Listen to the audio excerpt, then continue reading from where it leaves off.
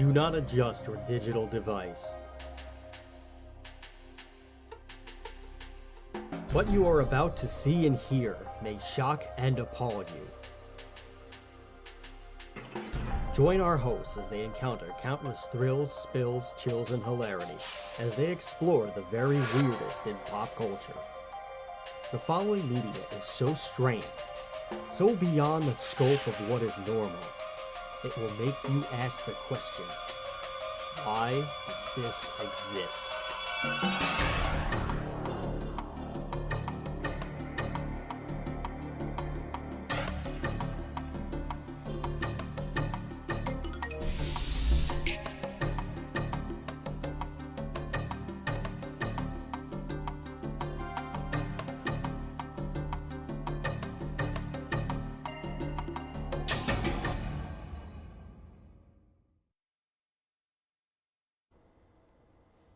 Hello, everybody, and welcome to another awesome episode of Why Does This Exist? The podcast that explores the very weirdest in pop culture. I'm Chris.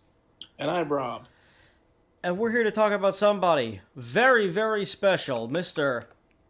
H.P. Lovecraft. Yes, Howard Phillips Lovecraft. He was probably one of the most iconic writers of all time, if not the most iconic horror writer. For damn sure. Probably the most influential horror writer that ever walked the face of this earth, I would say. Except for maybe Poe, I would say. I think possibly. Poe's probably the only one that's more influential than he is. Possibly. I think, I don't know if they ever met each other, but I think they had I think there was a brief, respect or rivalry. Well, there was a respect, but H.P. Lovecraft was actually lived well after Edgar Allan Poe died. Okay. So, but I believe he did have a respect for Poe, obviously, because he mentions him in a couple. He mentions him in several stories. Yeah, well, I would say that without Poe, H.P. Lovecraft probably doesn't exist. Oh, probably not. I think it's safe to say. But before we get into that, first of all, we want to thank each and every one of you who have listened to us. And those of you who are joining us right now. Thank you for tuning in and checking this out. We've been going at this for only about a month and a half, maybe 2-ish months. This is our 8th episode, so I guess about 2 months now. Yeah, about 2.5 months. Thank all of you for just hanging out and just enjoying what we're doing and not being a douche. That's helpful. Thank you for not being a douche. For those of you who want to get a little bit more involved in what we do, if you really like what we're doing, feel free to follow us on YouTube, like, comment, and subscribe to everything that we do, so that way it'll bump us up in the algorithm a little bit. You can find us in the name of the channel is Why Does This Exist? So you can find that one pretty damn easily. And I would also like to encourage you guys to head on over to our Patreon page. That's patreon.com/whydoesthisexist. And if you want to chip in a little extra dollars, that would be really cool to help support the show. We'll give you access to some bonus content. If you want to give us about 10-ish bucks, that includes watch-alongs of wrestling matches, bizarre TV shows, and even some extra banter thrown in. So if you want to check out some fun stuff, head on over to patreon.com/whydoesthisexist, or if you want to give us $1, then we'll give you a shout out on our podcast, and also we'll put a little we'll do a little graphic on our YouTube videos, just thanking the people who helped us along the way. It'd be a whole lot of fun, and also you can by commenting, getting a tier on our Patreon of the mid tier. I think it's about $3 or $5 or something like that. Or just simply emailing us at whydoesthisexistshow@gmail.com. You can send over some ideas for some topics that we can tackle on some of our shows that are upcoming. That is whydoesthisexistshow@gmail.com. Or on our YouTube page or patreon.com/whydoesthisexist. So that way you just kind of let us know, hey, I heard about this thing. Can you talk about this, or why do you guys care about, or like, why does anybody like cricket or something like that? Anything strange in pop culture that you would like to hear us talk about and just blather on, we would really appreciate it. But you can also find our show on not just YouTube, but on Podbean, Apple Podcasts, Google Podcasts, Spotify, Amazon Music, and Audible, TuneIn, and Alexa, iHeartRadio, Player FM, Listen Notes, Stitcher, and last but not least, we have finally been added to Pandora after 2 long months of waiting. So it's finally happening. We are on everything imaginable that you can get your podcast material. So you can listen to us, show us to your stupid friends, let your family know, especially your nutjob conspiracy theorist uncle, that this show exists and that we have tackled some very strange things, such as John Dillerman, a Danish children's show about a man with a giant prehensile penis. I repeat, this is some idiot decided that this was for children. You can also, if you're a wrestling fan, you can listen to you can listen to a show on the weird WCW mini movies between Sting and Vader and others, as which included the infamous White Castle of Fear, which had nothing to do with the match at all, and they just did it because people needed to spend money on something. And if that's not crazy enough for you, our very first episode is on Heil Honey, I'm Home, which is a British sitcom in 1990, as late as 1990, about Adolf Hitler.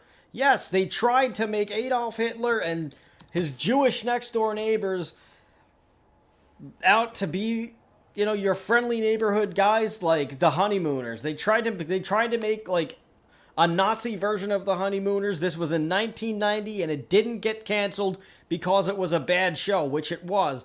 One episode aired, and it got canceled for the reason that you would not think. They had 8 episodes ready to go. They only got through one of them, so 7 more exist that have not been seen by human eyes. But if you join our Patreon, you can see the episode and listen to our stupid audio on the watch-along by heading over to patreon.com/whydoesthisexist. Let's get on with the goddamn show. I cannot wait. I've been super duper excited to talk about this. I love H.P. Lovecraft. So do I. At some point in time, I would like to get a tattoo of Cthulhu somewhere on my body. I don't know if I want it to be on my legs or on my arms, but I want Cthulhu somewhere on my person. I have a little Cthulhu statue in my house. That's awesome. When at one point, I had a 3D printer. It was an amateur 3D printer. It was like a very basic one. It just, it wasn't the best, but it was just like a standard beginner one. I would like to get like a good resin one at some point. But, those aren't super duper expensive, but like to do what I want to do, I need it to be slightly bigger than like the standard one. But I had, the Buddy Christ thing from the View Askew universe and like the Kevin Smith movies. It's for those of you who don't know, you should watch Dogma, and you'll probably you'll get the best image of it. But it's the statue of Jesus where he's just like pointing at somebody. He's like, "Hey, that's my boy." He's doing finger guns. Yeah, he's doing finger guns. That's Buddy Christ. On if you go to I forget the name of it. There's a Thingiverse. If you go to Thingiverse, if you're a 3D print enthusiast, Thingiverse is a website where people share their 3D print design so that you can download the templates so that you can print the same thing, or you can make adjustments to it so that you can just kind of upgrade it to make it your own, or also just make it a better version.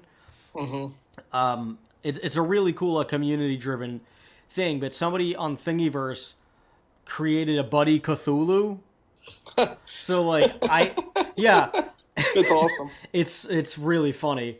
There's actually, I believe... I had printed it out, and I had printed out the Buddy Cthulhu, and I had it on my dresser of my old house for a long time until That's like amazing. until I moved and it just probably got destroyed. It's probably cannon fodder right now. Hopefully not actual fodder for a real cannon, but like, you know.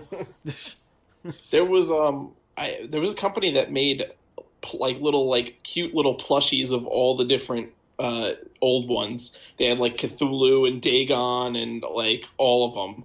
You know, Oh, that's Shub amazing. Niggurath or whatever. You know, all the different little ones, and it was like they were like cutified. They had like big eyes and like you know they were silly looking. Yep. You know. Well, somebody made a children's book Oh yeah, I of saw that. it was like an ABC book called C is for Cthulhu. Yes, I think it was kickstarted actually. It was if I remember. kickstarted. Yeah. It and like I think the special edition came with like a big plushy Cthulhu. Yeah. It's like really like it's really adorable stuff. Like just the like Cthulhu in itself, like Cthulhu got so big it like made it to a South Park. Like they put Cthulhu in South Park for Yeah. like the I mean, for their like Justice League ish thing, like the Coon and In- Friends. in the there's a game called Scribblenauts. It's like it's kind of a cute little it's a video game. Obviously, it came out probably in like 2012 or 2013 or so. But basically, the premise of the game is you're like this kid and you have like this magic pencil or something, Okay. and anything you type in the game you could summon and like so like. And you use it to solve puzzles. So basically, it's like, you know, you'll see someone's like, oh, my house is on fire. So you'd be like, all right, let me summon a tidal wave. And you just type in tidal wave and it would like, you know, a tidal wave come. But you could summon pretty much all of the old ones. Like you could summon Cthulhu. You could summon like all of them, Dagon. And it's funny because you could make them friendly. So you could use adjectives. So you could be like friendly Cthulhu. And then it'll summon Cthulhu, but he'll be friends with you and he'll like help you fight like enemies and stuff like that. That's so great. Yeah. I have to. What console was this for? It was on all the major consoles. I don't know. I think it was on. okay. It was definitely on PC. I had it on PC, but I think it was for like you know it was on all the major consoles as far as I know. They actually did a Scribblenauts Unmasked, which came out a couple of years later, and basically had the whole any DC superhero you could think of. You could summon them. Oh wow. It had the whole DC pantheon plus the Watchmen, which I guess are considered DC technically. I mean, yeah, because it was published under DC. Yeah, I think the Watchmen universe is separate from DC universe, but Dr. Manhattan has come to the because he's like you know this extra dimensional being essentially, so he could like travel. Yeah, a few Between years the ago different worlds. they had a crossover event between like the regular DC universe and the Watchmen universe called Doomsday Clock. Yeah, I collected most of it, but I kind of just like fell off in the middle of it because I think Dark Knight's Metal had come out and like during the time I had to like budget how many comic books I was buying a month, and I was I just ended up having to cut Doomsday Clock out because I think there were a bunch of milestone events happening at once, like between Marvel and DC, and like I think the way that it was, there were like, and I don't like to just like me when I'm buying like a comic book storyline, I don't like to half-ass it. Like I like to buy. I like to buy all of the tie-ins. I like to buy like some of the variant covers if I can.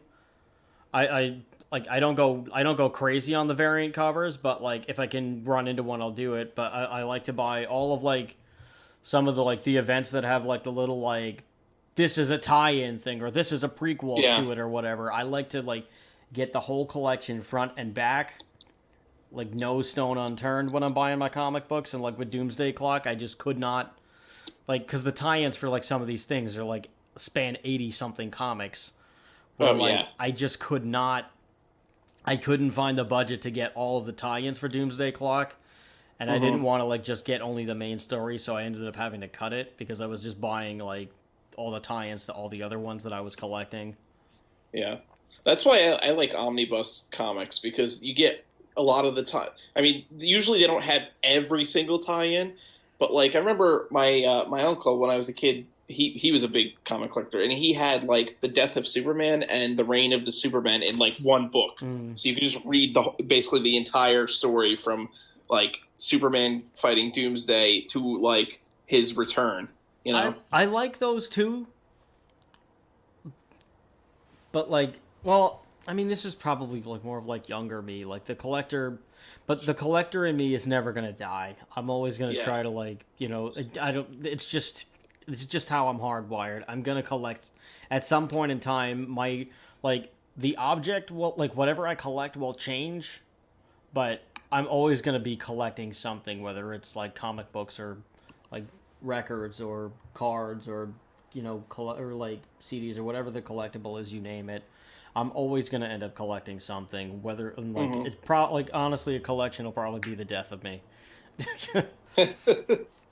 Like one day, I'm just gonna have like a giant like collection. I'm just gonna have like a giant wall of something that I've collected that's meaningless.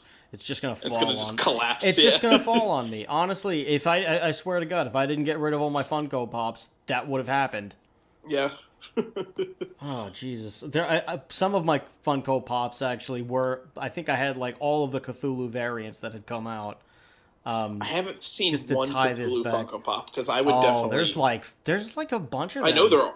I know there are. I just haven't. I've never seen like because you know it's weird about Funkos how like they have like certain stores have exclusive pops, so you only Yeah, can find like you have to go to the GameStop for the GameStop pops or Hot Topic for the Hot Topic pops. yeah. So it's like it's sometimes it's just hard to find Well, the yeah. I ones. had a Cthulhu one from Books a Million. I think he had glasses. Oh, that's awesome. Yeah. Um, I don't even know what Books a Million is or like where it's It's just a located. It's bookstore. It's a one of those mall bookstores, like Borders and stuff like that, oh where okay. it's like a smaller bookstore because it's in the mall, but they have like a decent selection. Books a Millions actually is a good place for like D&D stuff and like trading cards as well. Oh okay. Yeah, Yeah, because I've never seen a Books a Million. I've never stepped foot in a Books a Million. I don't even know what I couldn't like. I probably couldn't even pick it out of a lineup of bookstores. I'm If you, pretty sure we have one in the mall by my house. I'm pretty sure it's a Books a Million. I don't know. I think it used to be a Borders, but then like when Borders folded, they became a Books a Million. Well, became something else first, and then eventually went back into a bookstore and became Books a Million or Oh, I something. don't know if I don't even know if I've ever gone to the mall by you, or maybe we Probably did. not. I don't think so. Maybe I mean we might have gone. I Maybe think we went to like once. go to the movies. We went Oh because the movie wait, theater's there. yeah, that's And probably. Wait, was that where we saw we saw the Straight Outta and Compton, yeah, that's what I was and thinking. and I think we saw Godzilla there too, the 2014 Godzilla. I didn't see the I don't. 2014 Godzilla. Oh, so then I went with somebody else when I saw that. I guess. Yeah. Oh man, yeah. I had like four different Cthulhu's. Anyway, I had gone on like a pop spree. This was, of course, when I Hmm. was still single, Yeah. so I had time to collect like I had time to collect the most meaningless crap. Um, uh, Jesus, I was collecting that and like retro video games at the same time. Those are two very deadly habits. Do not collect Oh those. yeah. Yeah. And I kind of lucked out with the retro video games because I like inherited a bunch technically. Well, not really inherited. My friend was just getting rid of all his Super Nintendo games, and he was like, "Do you want these?" And I was like, "Yes." So he gave me like a good 60 Super Nintendo games, Jesus. basically. I think that, and I think like my Magic card collection had just started, which like that's a whole Oh yeah. another ball of friggin' wax as it is. Oh yeah. Like Magic the Gathering cards is I like. got rid of like all of like my bulk crap over the summer because I was like I Mhm. cannot have this. Like now Yeah. I have whatever decks that I have in like this like Stanley toolkit thing, just Nice. because it like shows me how many I'm allowed to own, and once it's full, which it is, it's like I can't buy any more. I can't buy Yeah. anything new. I either have to sell one off or I can't make a new one, and that keeps me in check. Yeah. But good God, I had like I had my old I had like all these friggin' Funko Pops. I think like one day I came home with one. I don't even Hmm. well I think I came home well, no, probably not even one. I probably came home with like six of them, and like I had him on a bookshelf, and over time I kept collecting so freaking many of these things Hmm. that like I kept taking the shelves out of the bookshelf and taking the books off of the shelves and like just moving them into the storage room so that I could just stack the Funko Pops on the Oh goddamn yeah. bookshelf. and like I had like this like pop wall, and I was proud of it until I wasn't. Yeah. But like See, I came home with like all these friggin' things one time, and I put it up and I completed the thing, and I was like, and I looked back at it and I was like, wow, this is so cool. I have so many Funko Pops. And then like I was like, let me count how many Funko Pops I have, and then I counted them and I said, oh shit. See, I always told myself when I started buying Funko Pops, I'm like, I'm never gonna buy one that's like common, I guess. Like I always only bought stuff that was like either like really obscure that like you wouldn't see in it. Like I have like Gracie Law and Lopan from Big Trouble in Little China because like I've I never think you seen. have the whole collection of Little China, Big No, Trouble in I Little don't. China. I don't have. I don't have Kurt Russell. Ah. And well, yeah. So like, I don't buy things from like I don't buy Star Wars Funko Pops because it's like, well, first of all, I probably have like a million Star Wars action figures around somewhere, buried in storage. So why do I need more Star Wars figures? Yeah. And two, it's like, well, the like, Star that's Wars just ones too- are the only ones that can be bobbleheads. Is it really? Yeah, that's why the only ones that are bobbleheads after like the original bobblehead runs, Uh-huh. like I think the original Funko Pops, like the first runs or the first several runs between certain years, Yeah. are all bobbleheads, and then after a certain time, I guess when the licensing was up for Disney, then they renegotiated it with them. Only Yeah. the Star Wars ones are bobbleheads. That's interesting. I didn't know that. Yeah, I don't know. I don't know exactly why, but I imagine that that it's got something to do with licensing. Yeah. That it's just like a clause to make the Star Wars ones like more special. Probably, I'm sure. But I had a couple of Star Wars ones that were like a little odd. Like I had two different Boba Fett's. I had a regular Boba Fett, and I had like the white one. That was like a variant. I just had a shit ton of them. I saved like my favorite 5 of them or my favorite 6 of them, and it's like with just some of my like the toys that I had, like little like collectible things that like either people bought me or like I just bought myself because I thought it was cool.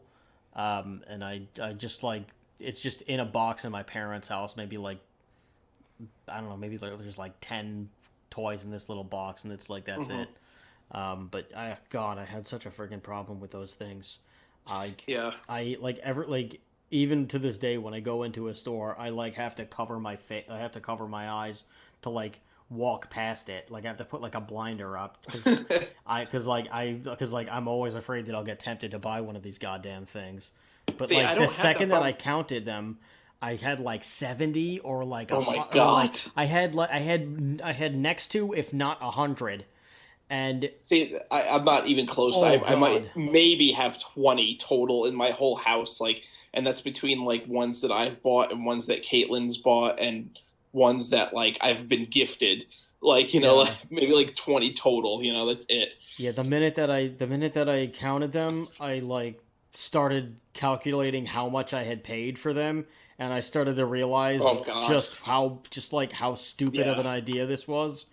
So Yeah. like the next day, I just grabbed like a shit ton of them, and I put them in a suitcase, and I walked them over to to this mom and pop shop that like this like comic / like gaming store that I like used to go to. Yeah. Yeah, I think you told me about Yeah, it. this place, The Stand. I think I got you a Yeah. few things from there, but Yes. Oh, man. Yeah. like I mean that place is awesome. I'm pretty sure that's where you got me I got you the Shredder Joker. one. Yeah. Oh, yeah. Well, no, but you got me the comic book. Or no, did you get me that? I don't remember if I might have bought it myself. I don't know. The I either gave it to you or bought it yourself because I had it. well, the Shredder one you got me, I think. Yeah. But I was thinking of a comic book that I thought you bought. It was you the bought me comic the book- Batman versus the Darkness, I think, comic book there. Yes, I bought you that.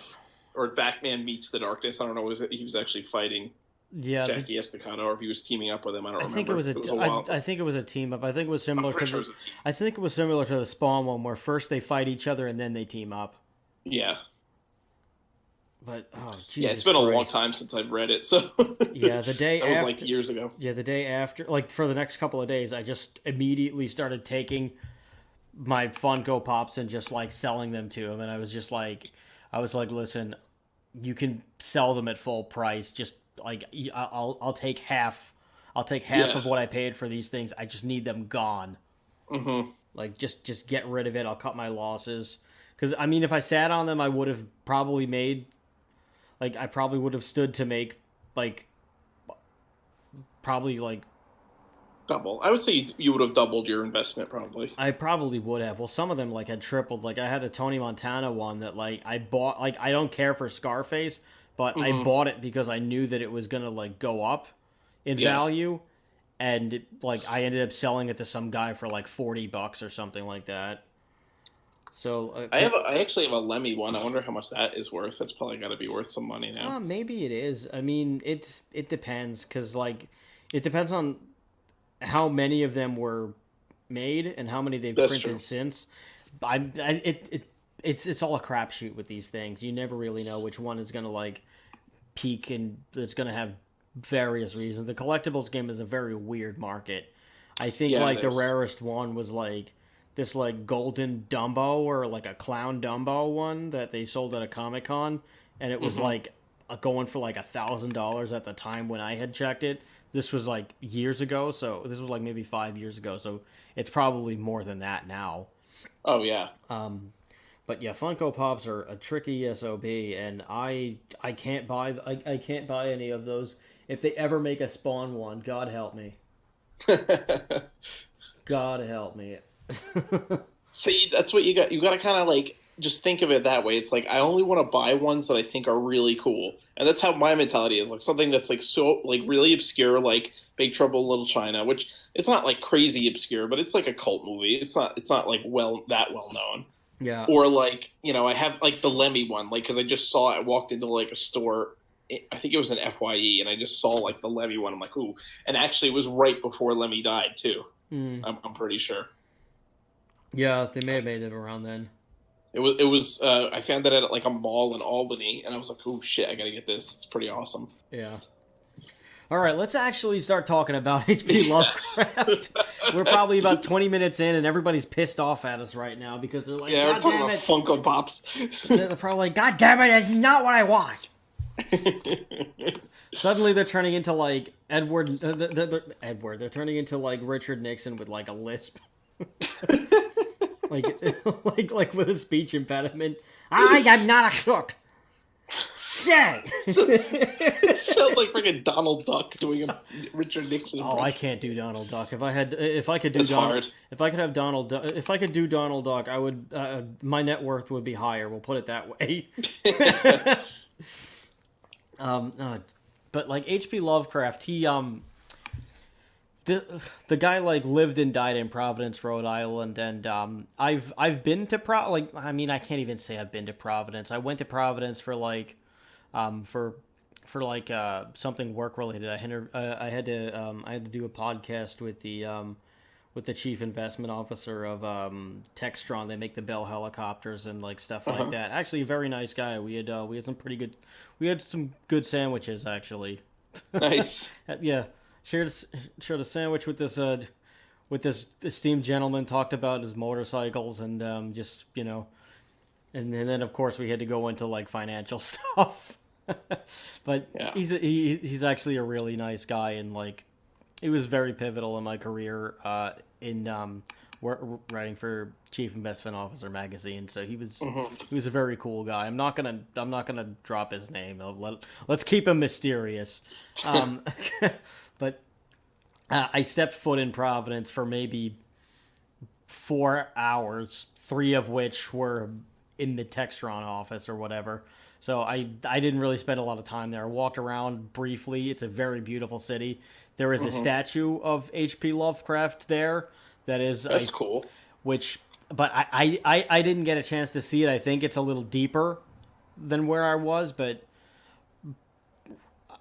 like me and the lady, we have like when this whole pandemic thing is over, or when at least both of us are vaccinated or whatever, we do want to take a we like Providence is definitely a stop on our tour that we have that we will eventually work out, but we definitely want to spend like a night or two in Providence and just check it out and like see all the cool stuff there, because it's a tiny little city. You could probably do it in a day. Yeah. But it's just beautiful, and the way that the water overlooks the bridge and everything, and it's just like cruising through the city. It's really spectacular, because there's all these little bridges there that like interconnect it, and it's just kind of woven together like a little ball of yarn. So I actually really do like. I actually do like that city for the little bit of it that I did get to see. So I actually cannot wait to go back in there. And apparently the seafood is divine. Well, that's just New England in general. You go anywhere in New England. You want to get seafood. Yeah, you're damn right. But like Lovecraft lived and died in Providence, Rhode Island. It also would be cool to go to his gravestone. I'm a little weird like that too. Like I would definitely visit his grave. Yeah, like when like the first time that I went to Washington State, when we went to go visit when we went to go visit my lady's sister for the well, not her first time, but my first time going there. The first thing that I wanted to do was go visit Jimi Hendrix's gravesite for to see the memorial, and like they were not really aware of what it was there. I mean, I obviously knew what I was going to see. Yeah. But I at least knew that it was there. I did not know like what it looked like, because I wanted to just leave the surprise open for me. And the Jimi Hendrix grave memorial is so freaking awesome. Like it's this like open. It's this open like it's almost like it has like a gazebo ish feel to it, but it also feels like but it looks like a mini temple. So like you go in there and it's cool. there's like a big guitar replica in the middle, and it's like stone, and there's like all of these like signatures of all these like famous dudes just like underneath it on like the little like just all over the place on like the stone where it's like set in. It's like, I'm actually checking it out. A picture of it. It's actually pretty badass. It's so freaking gorgeous, man. Yeah. It's just I didn't get to see the Kurt Cobain one. Yeah. But the first thing that I wanted to do was I wanted to see the Hendrix grave. And it also actually kind of worked out, because there was like this little pupusa place that was a couple of blocks from there that her sister like went to every once in a while. So like we just picked up pupusas and like just saw the stone. That's cool. Yeah, so it was a lot of fun. I mean, if you don't know what pupusas are, it's I believe it's like this Salvadorian dish where they it's like a stuffed pancake in a way. Like you kind of fold it out with the dough and stuff, and you mix the dough, and then like you get the ball of like chopped meat, some spices, and like some like cheese, like just mozzarella, like little bits. Oh, and you like so it's almost like almost like an empanada or something. Yeah, it's kind of like that. You like roll it into a ball, and then you like you gotta like fold the dough around it, and like you gotta like roll it up and stuff, and like kind of like flatten it out, and then you fry it up, and then you gotta put like these you put like some pickled vegetables over it and just stuff, and like you just like you do like some pickled cabbage or something like that, and you like shred it up and you put it over it, and you put a little bit of hot sauce on there, and it's like this beautiful little party in your mouth that everybody's invited to. Yeah, I get super excited when her dad brings it over. She's not Salvadorian. She is she's Guatemalan, but like everybody in her family loves pupusas, and I do too. Yeah. So if you ever get a chance to check out pupusas, you totally should. And if you're gonna go see the Hendrix site, you should get the pupusas before and or after. Yeah. But yeah, H.P. Lovecraft was just like on my list is to go check out his grave the next time that I go to Providence. That this guy like influenced pop culture in probably in ways that he could never imagine. Yeah, And and it's which sucks for him because he was not successful during his life. no, he was one of He those. barely subsisted on his writing, basically. Yeah, well, Poe died broke too. Yeah, There's so many it happens people. a lot to artists. Yeah, or Yeah, a lot of artists and writers and stuff end up dying before their work is appreciated, and they become really famous and successful from their work. yeah. And H.P. Lovecraft was one of those didn't really was not successful in life. He was not like even very sociable or No, I wouldn't say he was a shut in, but he like didn't he really. was a bit of an awkward guy. He was an Yeah, introvert for sure, I would say. yeah, He was definitely. also, I mean, he was also quite racist. Yes. In like that's kind of the downside to this guy. Like, yes, his work is immaculate and he's Hmm. beloved and celebrated, but I mean, it was the 19th century, so I mean, just about everybody from that time period thought that way. Yeah. I'm not excusing them, but that was the times. Yeah. But He was a product of his time. yes, but yeah, he was. I just feel that we should address that because in several of his works, the N word is prominently there. Like for God's sakes, he names a cat the N word in one of them. Hmm. So I don't want to turn this into like a whole like crusade, but I just figured it should be addressed that he felt a certain way towards a certain group of people. Pretty much anybody that wasn't like an Anglo-Saxon, Well, essentially. yeah, I mean Like, that was the time period. yes. That's how everybody who was white basically just viewed things. Yeah. Or Unfortunately. Protestant too, probably. If they weren't Protestant, then like they probably then that was probably it. But yeah, he wasn't appreciated. Like his work wasn't appreciated. He didn't make any money like while he was living, and now it's just the publishing companies, I guess, that make money. He he did have a wife, but I don't know if it really like. I don't think they got divorced because it wasn't common there, but I don't think it was like really like a full thing.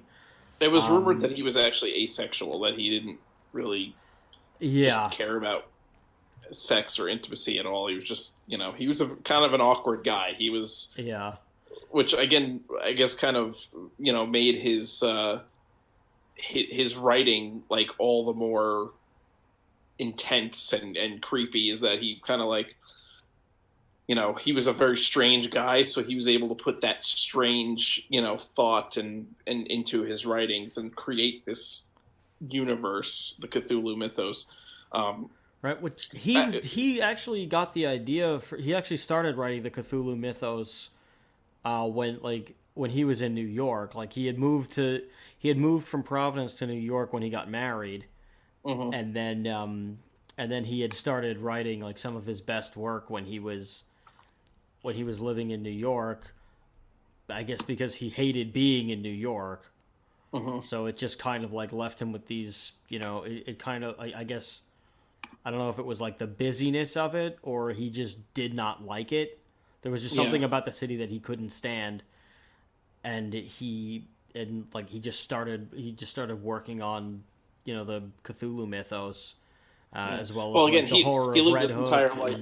and he just He lived his entire life in Providence, Rhode Island. yeah, So moving from Providence, Rhode Island to New York City is a big it change, is in any time especially period. especially for someone who is like socially awkward and uh, possibly even uh, I wouldn't say agoraphobic, but definitely introverted Yeah, for sure. Um, I wonder if he. I mean, I wonder if he had like. I wonder if he had autism or something, and like it just wasn't diagnosed because it wasn't discovered at that time. It's possible. I mean, they think a lot of people throughout history might have had some form of autism or Asperger's, like Leonardo da Vinci. I think they've theorized that, just because he was like so intense with his mathematical skills, and also was kind of a strange, socially awkward guy. I could see that for Nostradamus as well. Yeah, yeah. I mean, also Nostradamus was like he was high a lot. Well, so maybe not. I would say all great prophets throughout history were probably getting stoned constantly. Oh yeah. You can't think of you can't think of most of these things that they theorized or came out, which like many of them turned out to be true. Yeah. You can't have those as sober ideas much well, of the time. a lot, there's theories that, the human brain can act as an antenna, essentially, and when you enhance it with psychedelic drugs, you can connect to another plane of existence. And so that these people that were prophets, like from, Bible times all the way to like, Nostradamus and stuff, when they were doing psychedelics, they were really connecting to another plane of existence. And that's where they were getting all this information from, is this other, their brain was picking up, extra dimensional beings and stuff like that. Right. Well, so that's what that's what they say about the third eye. Yeah. That the third eye is the antenna. If you don't know what the third eye is, look up like the Indian spiritual teachings with like the chakras. Yeah. The third eye is it's in the center of your forehead. It's also called the pineal gland, or it's in between your you can't see me, but I'm like rubbing it now. I'm like just kind of like rubbing the area where it's supposed to be. It's supposed to be in between, like slightly above your like it's in between your eyes, but slightly above them, like in the center of your forehead, basically. Mm-hmm. And it's like the pineal gland is like sideways. It kind of looks like a pine nut, and that's kind of where that comes into. But there's like a lot of conspiracy theories that like the fluoridation in the water was like meant to suppress that and like to keep the third eye a little bit closed. So like you have to just kind of like awaken it to like go into like these other dimensions where you see like twisting tunnels or whatever, and you kind of start to see like what's like. You like kind of go a little bit interdimensional, and you like see what's really going on. Yes. In a way, where like, we're like spiritualists. I don't really know they're not. I can't really call them shaman, but like, I don't know, the Zen people. Sorry, that's not really that's probably not the name for it. But spiritualists, like, shamans, like Zen people. I don't know. Yeah. The Zen folk. Like the Zen folk will tell you that like if you haven't awakened the other chakras in order, like you have to go from like the lower parts of your body to like the upper parts, where like this where like the third eye is it's the first to last one. Like the next one is like the only one higher up is at the crown of your head, where you can like get the full ascension when you get all seven aligned. Yeah. A lot of them say not to do it out of order, because then it'll mess everything else up. Especially if you start by opening the third eye, because your body is apparently because you haven't developed the other chakras, your body is not ready to handle it. So like what you see can like really mess you up. I've heard that with certain psychedelics, oftentimes you'll see things that don't like that, would be scary or angry, like but because it's a lot of self introspection. So if you're I'm trying to think of the words I'm like looking for. If you have darkness in your mind, it'll come out when you connect, because that's like, you're attracting that, it's. So it almost becomes like too self-introspective for certain people that have like, dark thoughts or something, and and then dark things will manifest because of that in their in their trip, so to speak. Yeah, and that's why I've never done psychedelics, because I'm afraid of what might show up. Like, I know they say to I know they say when you're going to do these sort of things, you need to be like, one, probably around nature, and two, like with a group of friends that can, you like, need someone to trip sit you, basically. Yeah, someone that's not getting stoned with you, that knows what's going to happen, that can like calm you down if something goes wrong. Yeah. So like, I have not experimented with psychedelics. I don't like, while there is like a curious nature in me, the I would say the other 99% of me is just like, let's not open that door.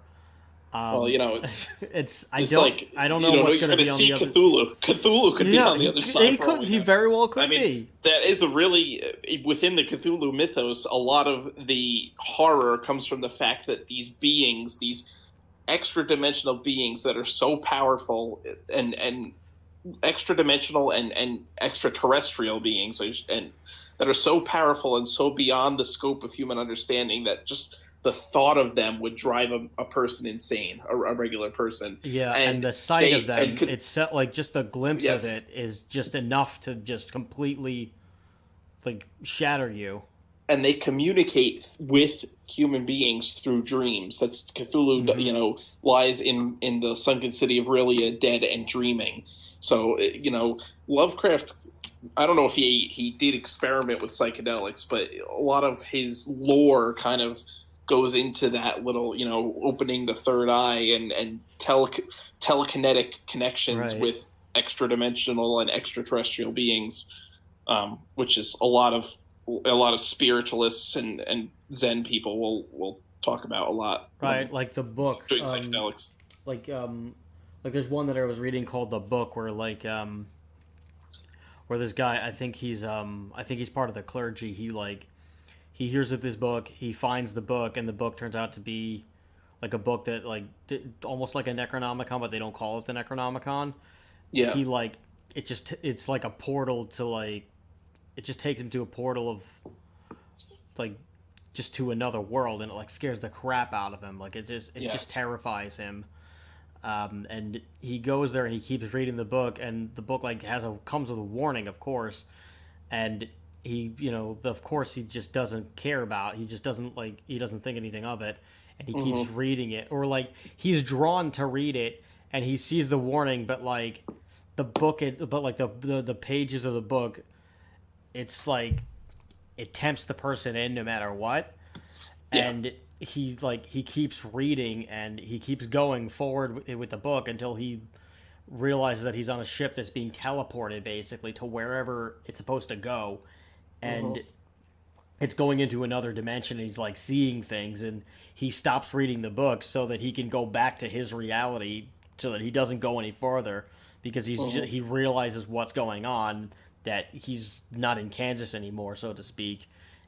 And he just shuts the book, and he's like, I'm not reading this freaking thing. And then he just throws it away, basically, and he's like, I can't go any.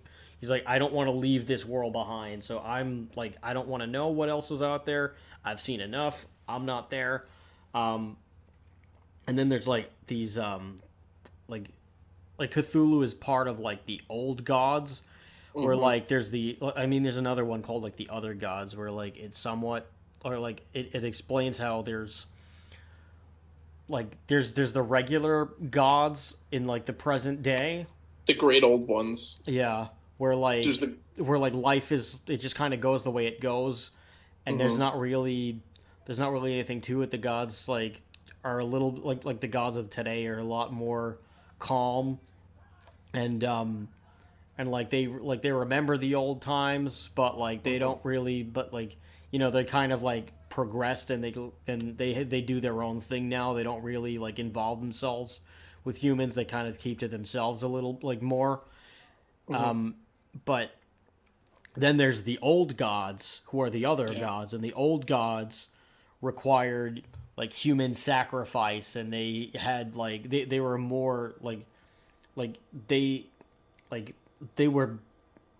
they made their presence known, and they required sacrifices, and they would wreak havoc on the earth if they like weren't pleased, and they needed to be pleased, and there needed to be all these like different rituals that they commanded so that they could like so that they would allow humanity to like live. So the gods so the old gods had a god complex essentially, and rightfully so. Cthulhu and I don't is Cthulhu technically an old god or an ancient one, which is Yes, not, which is different. Cthulhu is a great old one. Yeah. So he's one of the gods, the great old one gods. The ones that are I guess you could say evil, but the thing is that about the I don't. They're like a Lovecraft's chaotic neutral. right. That's the thing is that this is so beyond the scope of human understanding that what we would consider evil because they require human sacrifice and all this is not. Humans are nothing to them. Humans Right. are like ants to us basically because these are like intensely powerful extraterrestrial beings that are again they're so powerful they're deities. Compared to humanity. Right, and they have their own stuff that they got to take care of. Exactly. Interesting enough is that if extraterrestrials do exist in real life, which I'm a firm believer that extraterrestrials do exist. I do too. I'm not crazy about that stuff, but like I do believe that we have aliens out there and possibly among us. It's definitely like it'd be crazy to think that we're the only intelligent life out there, and I'm using the term intelligent very loosely with the human race. Yeah. So just like a race of beings that could travel the distance required to visit Earth would be so far technologically advanced compared to us that again it would be like us looking at a group of chimpanzees essentially like they we look at chimpanzees and we see them like use a stick as a tool. We're like, oh look, they're using tools. Well, it'd be basically the same thing. And like, there could be beings out there that are like extra dimensional beings that it's not even like between us and chimpanzees. It's like literally they'd be gods compared to us because they could travel between dimensional barriers. This is going into like really crazy theoretical stuff that may or may not exist, and who knows if we'll ever know if it does. So essentially, that's like what Lovecraft was kind of talking about with the Cthulhu mythos and the Great Old Ones, were basically like they weren't even necessarily literal gods, like they weren't like deities that created the universe. They were just intensely old, intensely powerful, and so beyond and so more advanced than humans that they were essentially just gods to humans, basically, compared to humans. So, and then you have the damn cult that, because Cthulhu's like dead but dreaming, and that's which just kind of means that he's not really dead, but he's just dormant. Yes. Because like I guess his power just exhausts him that much. Cthulhu is represented like the drawings of Cthulhu is he's like this giant squid demon monster thing that can fly and like it just drives people crazy like just on seeing it. So a lot of and like he does like the thing that I love about H.P. Lovecraft, and I think this is the thing that helps his stories stand the test of time more than anything, is that his descriptions of the world and his world building and of the psyche that the person is going on, everything is very immaculately detailed until we get to the creatures, where the creatures, they have like they're detailed to a point, and that's intentional, where the detail, where like everything else is as detailed as it can be, and then when it gets to the creatures, the detail starts to fade a little bit, and it leads you into your own interpretation. So what you picture in your mind scares you more than anything in the world, and that's the point, is that the more that you have to imagine, it's gonna like it's different for every person, but like you get the general features so everybody gets an idea. But there's these extra little things where you're like, oh man, well, what if it might look like this or it might look like that, and like no two people Right. will have the same complete idea. And I think that's the point. I think he did. I think that was intentional that he I did think that. also the fact that the majority of his stories are written in the first person, like as if it's somebody like that experienced this and is telling their tale now. So it's kind of like an unreliable narrator, because the people that are generally telling the story have experienced Cthulhu or Dagon or one of the old ones and are literally insane. Like, a lot of the stories, like Call of Cthulhu specifically, basically takes place with a guy trying to investigate what happened to his uncle, I believe, and like his uncle was investigating the cult of Cthulhu, and he finds all these papers, and then like ends up he's like actually like literally losing his mind as he delves deeper and deeper into it. And a lot of the witnesses to all the events are like end up being like going crazy and stuff, and that's insanity is a big theme in pretty much every Cthulhu mythos tale. Yeah, Is it's like that combined with claustrophobia. Yes, and things that are so like again beyond the scope of human understanding. When they find R'lyeh, the sunken city where Cthulhu sits waiting, it's literal. It's made of quote unquote non-Euclidean geometry, which they don't really explain what that is. But I have actually heard it theorized before that some people say that the architecture is similar to like an MC Escher drawing, where like staircases going into ways that don't make sense, and like things that are kind of like where you see like one of those things where it's like an impossible loop where it's like a staircase that goes down, but then it like comes around and it goes like back up to like a lower staircase. To nowhere. Yeah. It's that kind of architecture where it's like literally it's not possible for a human mind to comprehend it, which is what drives people insane, especially when they see something like Cthulhu, because Cthulhu is not small. Cthulhu is like the size of like Godzilla. So when the sailors find Cthulhu, it's this giant monster with scaly skin and wings and an octopus for a head. They literally just lose their minds from just the sight of it. Yeah. As well, and the Dagons too. The Dagons are like these like creatures of the Black Lagoon, kind of, like these fish, these like humanoid fish monsters. Yeah. That like they just travel in packs, and they just pick people off every once in a while. And then there's the Night Gaunts. With the Night Gaunts is just a poem. It's outside of the Cthulhu mythos, but it's another creature of like these they're just like these like demon like entities that just they just hunt at night, and they don't have and they don't have faces. So like there are these faceless demon things that they just fly, and they just kind of pick it off. I guess you could kind of say like, I guess a modern day idea of the Night Gaunt would be like the Jersey Devil, kind of like that idea, where it's just like this like shape that you just see at night, this weird flying thing, and then when you do see it, it doesn't have a face, and it drives you insane. Yeah.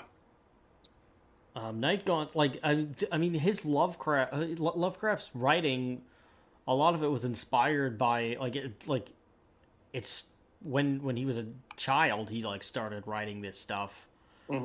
Like he was like, I think the earliest writing it says here that his earliest known like literally works, he was like 7, because he was like restyling like the Odyssey and like other mythological stories. Like, he was just like doing poems, but because like as a child he was infatuated with like the Roman gods. And he and like he was even like a quick-witted little like atheist boy. When he like I don't know if he was like truly an atheist, but like he had the Christian upbringing and everything like that. because that's just kind of what you were back then. If you were in America, you were like Protestant and like Anglo-Saxon or whatever. He, like at 5, somebody told him Santa didn't exist, and his response was, well, why isn't God also a myth? Yeah. Like, which, which with that response, like that'll pretty much like stop any parent dead in their tracks. Yeah. Just like oh god, I remember like I've had conversations with my dad about this, and like it's so like it's like I mean like it's not even just like just like my dad. Like I'm not an atheist, but like I'm not an atheist, but I'm not agnostic either. Yeah. I don't really know where I am. I'm religiously in flux. Let's just say, I don't really have a term for it. Like I believe that there's something out there that's bigger than me for sure. That maybe that's why I'm here as a person, or maybe that's why or maybe that's why I was chosen to be in this body and not like a deer or something like that. Bless you, whoever that was. But I don't know. Like I feel like there's got to be a reason for all this that's beyond my comprehension for sure. Yeah.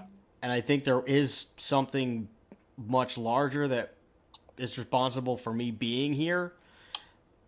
But I can't go to say that it's a god and I should devote my entire life to it.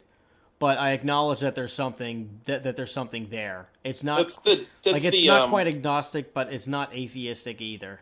It's deism is probably what you're leaning to. So deism is the belief that there is some kind of force, be it a deity or something that created the universe, but largely stays uninvolved with, like, not like where Christianity and other religions where you're praying to a god to like directly get involved in your life.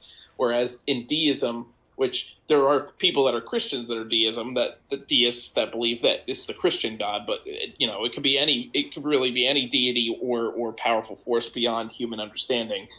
So deism is essentially like there was something here that created the universe, whether it's an all-powerful God or what have you, and largely stays uninvolved with the day-to-day affairs of our lives. Kind of just was like, okay, you're alive now. The universe is created now. I'm gonna go do my own thing, kind of thing. The prime mover is what it was called, and actually, a lot of the founding fathers were deists. They weren't like everyone's like, oh, well, America's a Christian nation, and it's like, well, not originally. Yes and no, because the founding fathers were not really religious. They were deists. They believed in, some of them were, but like Thomas Jefferson, for instance, wasn't Ben Franklin an atheist? Ben Franklin was also a deist, I believe. Okay. So they believed in like the prime mover of the universe, that, the spark of life comes from this thing, but largely the deity is uninvolved with everything, kind of like doesn't really interfere with nature. And, evolution is a product of this deity, but like, not like directly, like there was no intelligent design. Like evolution was created as a way for life to flourish on its own, kind of. Okay, that's me. Yeah. that's basically what it's. I'm obviously not going into like a full-on perfect explanation of it. I'm just trying to like paraphrase what it is, basically. Yeah. But yeah, a lot of the founding fathers were deists. They didn't really necessarily believe that, God was there like in all things and knew whatever was happening at all times. God was just the prime mover, quote unquote, that just got things going, started, push the snowball down the hill that eventually like rolled into a giant snowball. Yeah. Okay, that makes sense. Well, anyway, so Lovecraft was Lovecraft inspired as a child, but like there's this one thing that's like weird thing that happened when he was younger. There was like they don't really know if he was close with her, but like when his grandma died, like the whole family just like I don't know, like his description is that it's her death sent his family into a gloom from which it never fully recovered. And his mom and aunts like wearing the black mourning dresses like scared the shit out of him, and like he was about 5.5 right now, and he started having the nightmares that would influence his writing later on. Like he's like he kept seeing the night gaunts in his dreams, and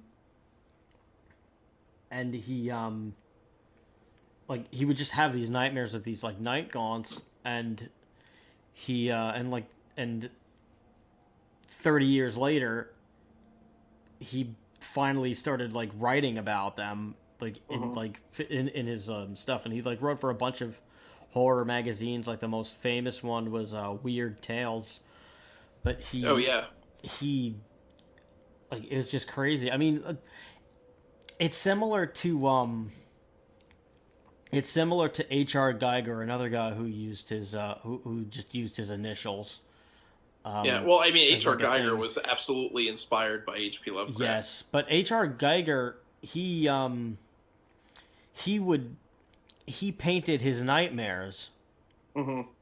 Like that was just something that like he kept going to a psychiatrist, and he kept having these night terrors, and they were just like he just had an extreme case of night terrors that like plagued him his entire life. The therapist just kept saying, and the therapist told him one day, "Why don't you draw them?" Like, because everything that they were trying like wouldn't work. So the therapist just said, "Why don't you draw them?" And that helped subside. That helped subdue them a lot. And you know, the guy ended up, you know, call it a blessing or a curse. He ended up, you know, he ended up having his entire fortune on it. And I think it's kind of cool that Tom Warrior from Celtic Frost, who was like so inspired by H.R. Geiger's work, you know, he not only had the privilege to have the Celtic Frost albums, some of them having the artwork of H.R. Geiger, which at one point I was obsessed with Geiger's artwork, and like I actually wanted to get the Into the Pantheon. I think it was Into the Pantheon. I wanted to get one of the album covers, as a tattoo, and I later, you know, I was also a lot more rebellious when I was like 19 or 20. So like I wanted to get it because it would shock people too, because it was like very like anti-Christian. Oh yeah. It was like it's the painting where there's like where there's a demon and he's got like a slingshot that's made from a crucifix, kind of a thing. So like that would have definitely bothered a lot of people, and I'm glad now as like a 31-year-old adult that that I did not get that, but I do have a Merciful Fate album cover on my arm, which is also a demon that's pointing at people. So like, so like when I first met my hopeful future mother-in-law, I was a little nervous when they finally saw it. So like I tried to cover up my tattoos for a long time, and then one day I think we had been dating maybe like a year and a half, and like, you know, just it was the summertime, and I was like, all right, you know, if they see it, they see it. Like like so far they like me, so we'll see if this is the straw that breaks the camel's back. And of course the reaction, you know, from a Catholic Guatemalan woman was, "I don't like that one." Yeah, of course. Which was probably the nicest thing she could have said. Yeah. So I don't know. That's just kind of a funny one, but yeah, Geiger, he another very influential guy that, you know, he should probably have his own episode. Oh yeah, I think so. That would be definitely like it just inspiring. H.R. Geiger created so many pieces of art. Not only that, but also, you know, created the xenomorphs and the the pilot or whatever from Prometheus. Yeah. I can't think of it. Well, the last thing that he did was Prometheus, because Yeah. he had passed not too long after that movie. I don't even know if the movie had come out before he passed. Actually, I haven't seen that one. But I haven't seen the Prometheus either, the thought that I was the thought that I but I was heard it getting was at, really good. yeah, the thought that I was getting at was not only did Tom Warrior get the privilege to have H.P. Lovecraft, to have H.R. Geiger, wrong initials, to have Geiger draw several of his album covers, but he also later became the caretaker for his estate, essentially. Oh, really? I didn't know that. That's Yeah, interesting. like or at least he was one of the caretakers of his house/museum. Yeah. Which, if I ever go to Switzerland, I would love to. I mean, if it's still there, because I don't know what they did with it after he passed. But Yeah. if it's still there, I would love to go in there and just take a look at his works and Yeah. just really like bask in it. I don't know if they let you go on the train ride. He had a little like 1 to 2 person train that like just went around like his backyard or something, and he had like a little like just like a train set, and he had like sculptures that were in the backyard that went there, so that he would That's just kind of pretty like, cool. yeah. There's a really good documentary on him. I don't recall I don't remember the name of it, but Mhm. I saw it maybe like 4 years ago on Netflix or something like that. It's Yeah. Yeah. really cool. But H.P. Lovecraft it's just amazing. Yeah. I mean, it He inspired inspired Stephen so King. many. He had to inspire. He probably like I'm sure he inspired Clive Barker, who is my favorite author actually. Hmm. The author of he wrote and direct the he wrote and directed the Hellraiser stuff. Um, Oh, yeah. yeah, That Clive, like that's what absolutely. he's known Well, for. I But mean, Clive Barker is the most descriptive guy. He kind of if like not, directly, but definitely, he maybe if he hadn't directly been influenced by H.P. Lovecraft, he was definitely like subconsciously because yeah. Hellraiser, you could see the imagery of kind of like just the insanity and the not normal like architecture and and Hmm. all this the Cenobites can almost be like compared to Cthulhu, like Yeah. monsters in the Cthulhu mythos, that they're just so, over the top and weird looking and Hmm. macabre and Yeah, eldritch. it's almost like, I mean, you could combine like Lovecraft and Giger's art. Like you Mhm. could combine Lovecraft's like writing style and with Giger's art, and you kind of get Clive Barker's stuff. And then you just add like copious amounts of like gore to it, and then Yeah. you get Clive Barker. Um, Stephen King, heavily influenced by H.P. Lovecraft. Yes. I'm not a fan. I'm not a big fan of Stephen King's works. I find his writing to be very. I find it to be a little boring, to be honest with you. But I also like. I think that his problem is he rambles on a lot of it, and there's like a lot of details that there's a lot of things in there that I feel like he could cut, Uh-huh. like because Stephen King's stories are never short. No. Like I haven't really I haven't really read his books, but I've skimmed through a lot of them in bookstores, Yeah. and like I read I read bits and pieces of a couple of them, and like just to see if maybe it was like the one book that I didn't really like. Hmm. But it's like just there's something about the Stephen King books that I just cannot get into. Yeah. But but like he is definitely like I mean he writes in one of the liner notes of the H.P. Lovecraft set that I have, that he would have never, without Lovecraft there's none of us. It was in the Necronomicon, I think, wasn't it? Yeah, the He Necronomicon wrote one. he wrote a forward for that or something.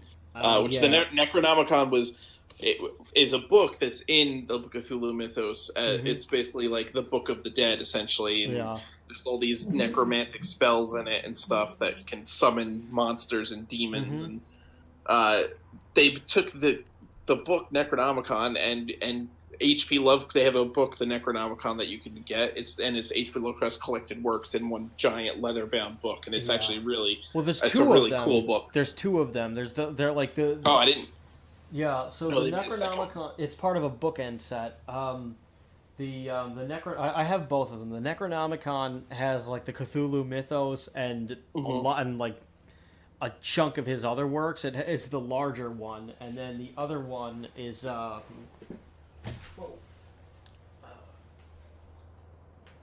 other one is called Eldritch Tales. Oh, okay. I see. I don't know. I've never even heard of that one. I didn't know Yeah, that that one one's a existed. little bit that one's a little bit harder to find. I Okay. remember I like just stumbled into it in a Barnes and Nobles, and it was like, holy crap, I gotta get this. But they don't have to combine. They don't have the complete works. They're missing like they're advertised as having the complete works, but they're missing the Mad Arab, and they're missing the. Oh no, it's not. I'm sorry, they're not saying the. I don't think that they say. They either say the complete works, or the or like the best. The Necronomicon might be only Cthulhu mythos works. So, because I know it has the novels like Shadow over Innsmouth and At the Mountains of Madness, plus all the short stories. Yeah. But the ones that are missing, well, the ones that I noticed, there might be a couple of others that are missing, but it's missing the Mad Arab, and it's missing Herbert West Reanimator in both of those volumes, which I was a little disappointed that it didn't have those two, because those are highly regarded in their own, and like Herbert West Reanimator, of course, inspired the Reanimator movie, and Necronomicon itself, that's directly lifted into the Evil Dead movies. Yeah. Which Evil Dead 2 is one of my favorite movies of all time. There's so much Cthulhu influence from the number right behind Jurassic Park. in like, so I mean, I guess Stephen King put it the best. Like, modern horror would not exist without H.P. Lovecraft, because not only did he innovate in the horror genre, he also brought science fiction into it, which really hadn't been done too much before. Like, there was some, but not really. I mean, science fiction was obviously a genre for years before that. You could argue that even like Mary Shelley's Frankenstein is a science fiction novel. But to combine horror and science fiction in the way it did really hadn't been done that much before Lovecraft. And he kind of inspired. I mean, there is so much stuff that takes inspiration. The Alien movies, the Bloodborne. It's a game made by From Software for PlayStation 4. Like, directly influenced. It combines gothic horror and like the Cthulhu mythos horror kind of style. I mean, there was a band. There was a band in the late '60s. There's like a psychedelic band called H.P. Lovecraft. Actually, I never listened to them, but I mean the music influence is huge. There's so many bands that have Lovecraft. It's like you can't even list them all. I mean, Metallica, King Diamond. So many of them have Lovecraft inspired songs, and not just metal bands. Like there's also our pals. There's also our pals from California, Temple of Dagon. Well, yeah, those guys are really cool. But yeah, it's not just metal. It's just gone all over. Yeah, and it's inspired so many other books, like and video games. There's Cthulhu Mythos. Tabletop games, like or tabletop RPGs, like the Arkham Horror or the Dunwich Horror game. Yeah, there's Cthulhu Mythos has inspired Dungeons and Dragons stuff. It's inspired, it's got its own video games. There's the Call of Cthulhu: Dark Corners of the Earth, which I played. It's actually a really good game. It's actually very scary. And it has an interesting mechanic, which really hadn't been done too much before at the time. I think it came out in like 2004, 2005. Oh, isn't it like the insanity mechanic? Yes, exactly. It had the insanity mechanic where if you see too much crazy stuff, you'll actually go insane and lose the game. Like, you have to try to not limit your exposure to stuff that would drive a person. It was an interesting mechanic. I actually, and then there's other books that were the Cthulhu mythos actually was not coined by H.P. Lovecraft. It was coined by his friend and student August Derleth, who also wrote books and stories that were in the Cthulhu universe and Cthulhu mythos. And there's a whole list of authors that have written, have continued the legacy of H.P. Lovecraft and continue to write books in this, universe. I actually have a book that's actually quite good called Sherlock Holmes and the Shadwell Shadows by a guy called James Lovegrove. And it is basically taking Sherlock Holmes and throwing him into the world of Cthulhu. And he's got to solve a mystery that's, surrounding a cult that's murdering people and using them as human sacrifices for, one of the great old ones. And it's interesting because Dr. Watson actually tells a story of when he was in Afghanistan. Because for those that don't know, Dr. Watson was a veteran of one of the Afghanistan wars in England. And that's why he walks with a cane, because he was injured in the war. But in the Shadwell Shadows book, he actually, him and his, platoon stumble across this ancient temple that is full of these hybrid monster people that chase them out. And it's, again, it's they worship Cthulhu, and it's a really great book for anybody that likes mysteries, or and if you want to really get into the Cthulhu mythos at the same time. Do you still own it? Yes, I do. All right. I'm actually not. I'm not finished reading it. I'm almost to the end, but it's a great book. Maybe you'll be done by the time this pandemic is over, and then maybe the next time we shack up, I'll just borrow it from you. Yeah, it is. It's a really good book. It's pretty scary. It's got some pretty scary moments, which again is perfect because it's Cthulhu and Sherlock Holmes. So it just works. It works great. Wow. But the list goes on. There's just so much stuff that without H.P. Lovecraft just would not exist. He really, the universe he created and the way that the stories were told from the perspective of the characters, and they're unreliable because the people that are telling the stories are literally losing their minds just from what they experienced. So it's kind of like this there's another level of lore, of world building and storytelling that it's kind of subconscious, because you're kind of almost reading the journal of someone that's losing their mind, so it's this whole other thing that you don't really even realize while you're reading it. It's just, his writing style really was amazing, and I think we wouldn't really have most of the horror we have today if he didn't kind of if he didn't exist. If there was no H.P. Lovecraft, you don't have almost any of the horror that we have, today. No, that's just a fact. Oh, he was an atheist, actually. Oh, well, there you go. Well, that makes sense. Yeah,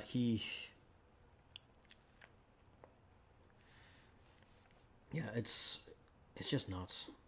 How one guy's writing can influence an entire sector of pop culture. Not a small one either. You can touch multiple sectors of pop culture, and still have a lasting impression on everything. Yeah. From 100 years later, almost a full 100 years later.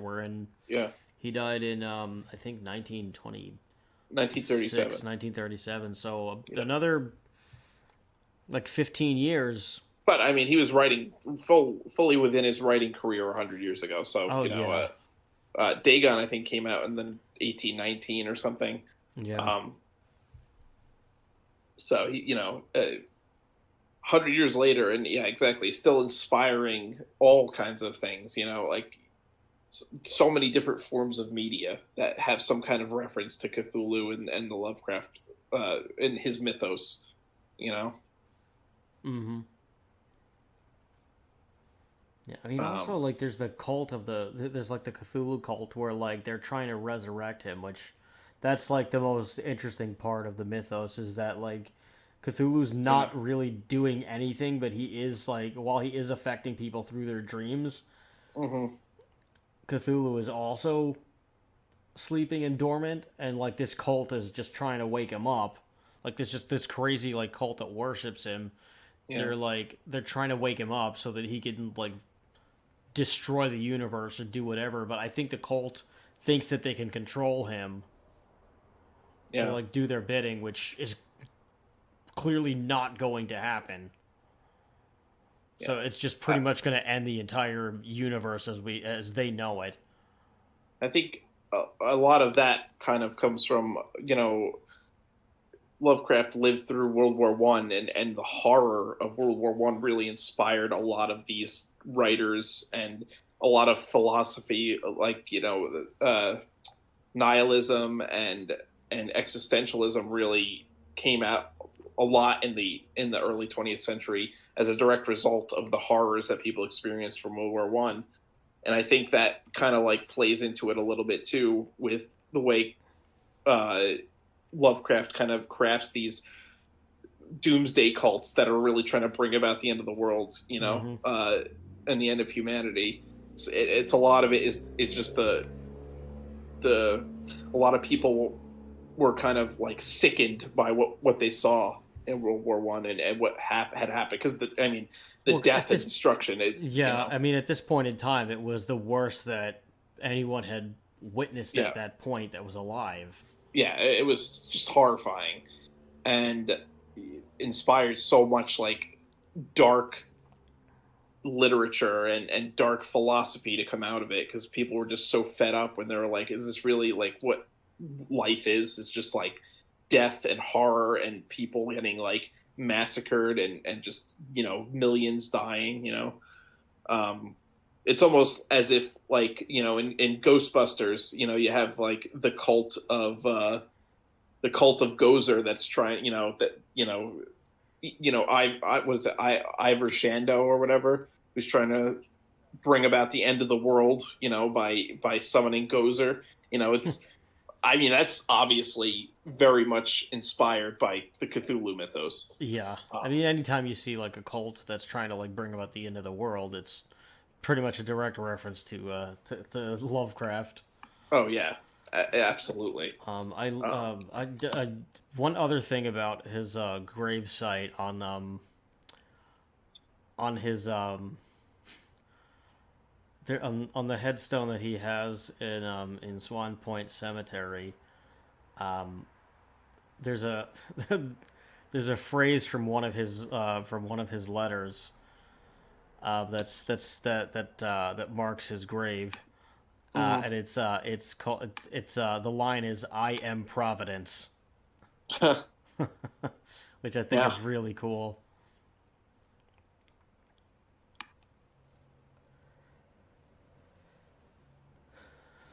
But yeah, Lovecraft, he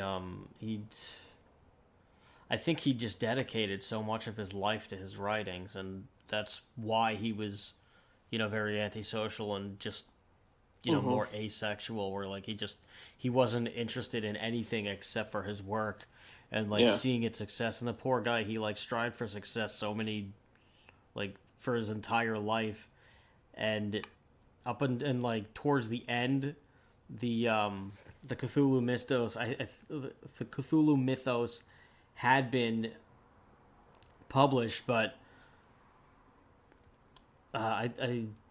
but like whoever had published it just there were like so many errors in it, hmm and they just did a really bad job of publishing his works yeah, that like they just sold poorly, and like he was disgusted by it because he was like, this is like, what did this idiot do to my work?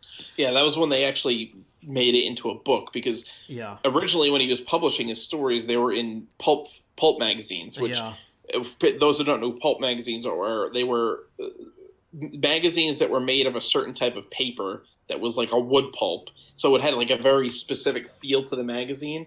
And oftentimes they were like science fiction and horror stories. And, you know, actually the term Pulp Fiction and the movie are based off of that. Um, it's just like kind of like these. They weren't really highbrow, so to speak. It was kind of like more for the common man. It wasn't like a highbrow kind of thing. And like that's why a lot of the times it was kind of like for the time would probably be considered sleazy or smutty because it was like a lot of like sex and really violence, a lot of violence and horror and scary stuff. So that's why and the pulp magazines were published super cheaply. It was kind of like a cult following thing. Um, so a lot of writers like Lovecraft kind of publish their stories in pulp magazines like that, and oftentimes, if they were Lovecraft wrote mostly short stories, but he did write some novels. So basically, it would be like issue. It would be chapter 1 would be in this issue, and the next issue is chapter 2, and it would be serialized like that. And I guess they eventually, towards the end of his life, they kind of took all of them and just made it into an actual novel, and that's when there was so many mistakes, and he was disgusted by it. Because it didn't work. They didn't do it right. Right, like I think his quote of it, like after he had like written his last story or something like that, it was like he said something along the lines of like the shadow over Innsmouth has like gone out of its way to destroy my career or something like that. Yeah, Just because he was just so like upset about the way that this publishing company had handled it. And I mean, there was a point in time he was actually friends with Harry Houdini, mm-hmm. and like Houdini was like trying to help him out actually to like introduce him to like the head of like a big newspaper, Mm-hmm. and like unfortunately Harry Houdini died, so before he could really like broker that deal or like get that meeting together, so like nothing ended up happening like after it. But like he tried he really like strived to like succeed and like get wealthy from his work, and like he didn't get a chance to see the recognition that he would get eventually. He's kind of like what they call in the music industry a catalog artist, where like Otis Redding is like one of the biggest catalog artists, where like Mm-hmm. where meaning when the work is released, it doesn't sell well at first, but over time, it ends up doing like gangbusters. Yeah, So I think that's kind of like more of what it is that he ended up becoming a catalog guy where like even though like he didn't make a whole lot of money while he was alive like writing all these things, he wrote such a huge body of work that like years later it just inspired so many different things that that like people to this day and probably after long after you and I are gone that will have all this will not be able to get enough of this stuff. yeah, yeah. Well, that is unless like someone tries to cancel H.P. Lovecraft because of his racist views, which I Whatever. wouldn't be surprised. I wouldn't Because be. people I wouldn't don't be surprised. understand nuance. They already got rid of Dr. Seuss's stuff because they couldn't handle it. Right. So like whatever. I mean, I would also honestly, like to point out that his views on race actually moderated as he got older. He wasn't as racist in his later years. He kind of like saw it as like, you know, he became more sympathetic towards minorities and stuff in his later years. So his racist views did kind of die off at the end. yeah, politically he shifted too. Yeah. He was Republican for most of his adult life, and towards the end of his life, he ended up becoming a lot more socialist after Yeah. seeing everything that was going on in the war. He And like the Great Depression too. yeah, that too, and like it just like all those things just kind of shifted his viewpoints Yeah. a lot more in the other direction, which at the time it was just kind of a surprise that anybody would even shift their views at all.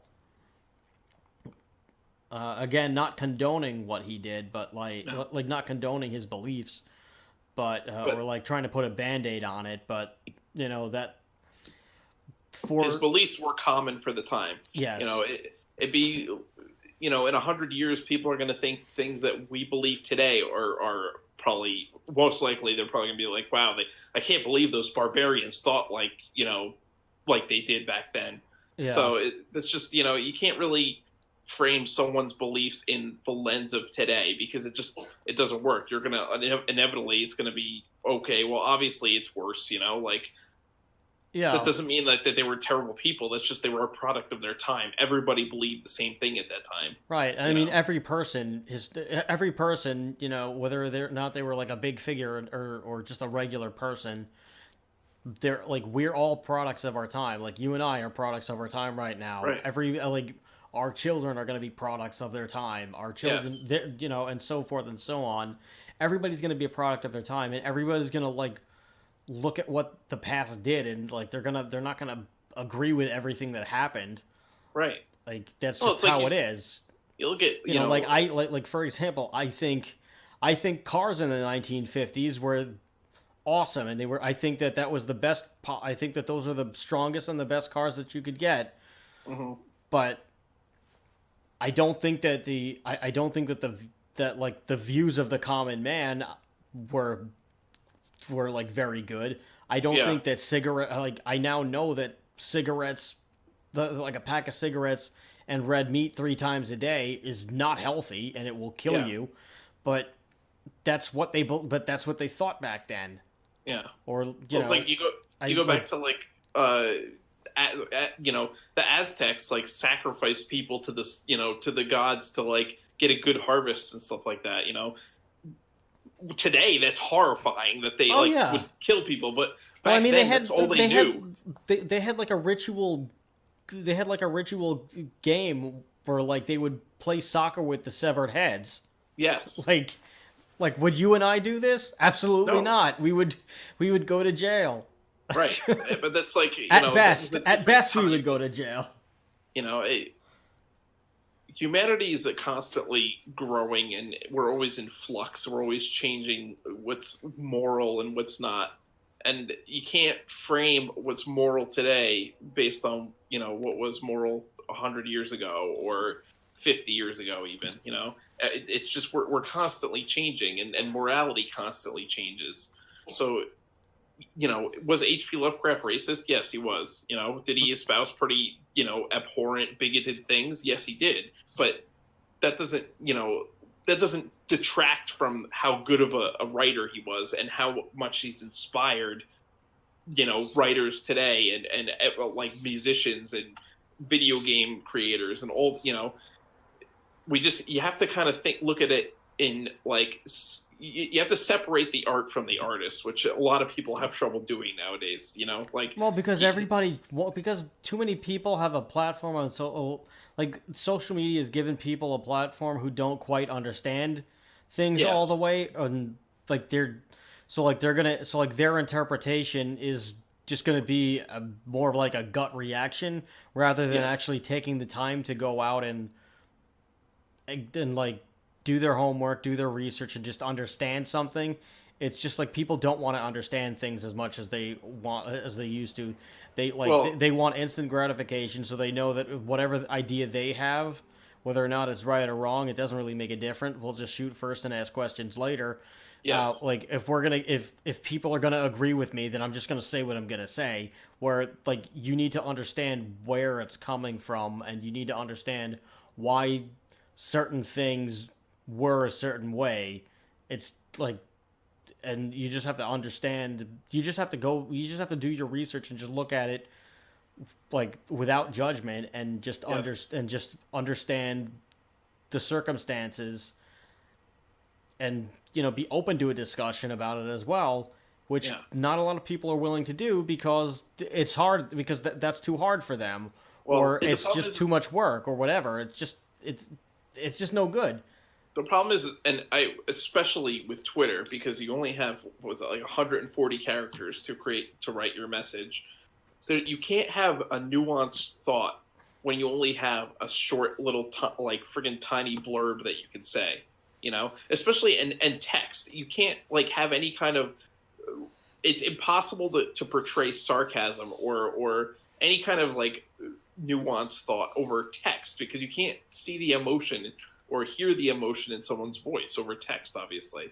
And that's the problem too, is that people have lost the ability to critically think, because you can't critically think when you only have 140 characters to create a thought. Yeah, I mean, I saw something maybe like a year ago. I read something that like on job applications, like people were putting video games down as like a skill and a hobby because it showed, and like the article was like commending them for it because it said that like hiring managers would look for this because it shows problem solving and critical thinking, and it's like, yeah, but no, like, yeah, no, yeah, like real critical thinking and real problem solving that's not in a video game no, is critical thinking and problem solving. Listing those two as separate skills, sure, but not video games itself. No, and again, video games do, I'm not saying they don't do that, right. But like, it's like you're using it in a different way. Right, it's like a real world experience. You need, and you need to be able to like think critically in real life, not in a video game where you have like, if you die, you just restart. Right, like whatever I decide to do in Grand Theft Auto, like to avoid the cops, is not necessarily critical thinking and problem solving that I would apply to in real life. No, yeah, I don't think that's a skill you want to put on your resume. Yeah, like I wouldn't be at a board meeting and I would say, all right, like the projector's not working. Oh, L1, L1, R2, L1, left down, right up, and then like I can cycle through a Tommy gun, a machete, and like and like grenades to just like recover my to like recover my presentation, and then at the same time threaten everyone in the office with physical violence. Yeah. Like that's not like critical thinking. No, that's not how you want to do it. Yeah. Like you just want to say, okay, like the projector is down. Let me troubleshoot the projector. That's problem solving and critical thinking, or just kind of like going away, or just breaking the ice with a joke and maybe going into a couple of like little bits and just maybe like just starting to ask for ideas to just kind of go around on like how we could fix whatever the issue is at the board meeting. Like, we want to, how do we get more customers, or how do we get them to respond, or whatever it is. Right. Like, that's critical thinking, and like you're showing that you don't need your projector to do it. Like, that's critical thinking and problem solving. Like, right. That, like, not, like going in, examining the situation, and just kind of realizing either on the fly or like over like a stretch of time what you need to do. That's what that is. It's not, it's not friggin', it's not trying to figure out how to beat Bowser. Right. Or like, should I use the red shell at this point in time? Yeah.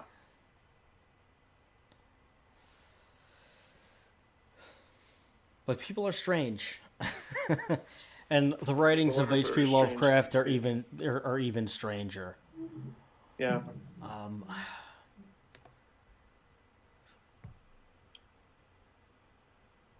What do you got? I don't know. What else can you say? He's just so many things that wouldn't exist today without Lovecraft. The list is endless. And it's weird because it's like so many things that exist as a direct result of Lovecraft, and yet I feel there's so many people that still don't like know what Lovecraft is or don't read Lovecraft, so they don't understand. He's almost like it's weird because he's mainstream yet obscure at the same time. Yeah, it's an interesting dynamic because most people know things that his work inspired, or might even know. They might know what Cthulhu is, have seen Cthulhu before, but then at the same time, they've never read any of his stories, and they might not even know who H.P. Lovecraft himself is. They might have only ever heard of Cthulhu. So, it's this weird dynamic because and I guess that's kind of like how his life was. He was kind of an obscure writer during his life, and even though he has gained way more mainstream following today than he could ever have dreamed of when he was alive, it's still like it's kind of this weird like halfway between mainstream and cult following, you know. Yeah, I couldn't agree more. It's Well, it's just it's just mind-boggling to think just how influential somebody's work can be yeah, nearly 100 years after it's been written.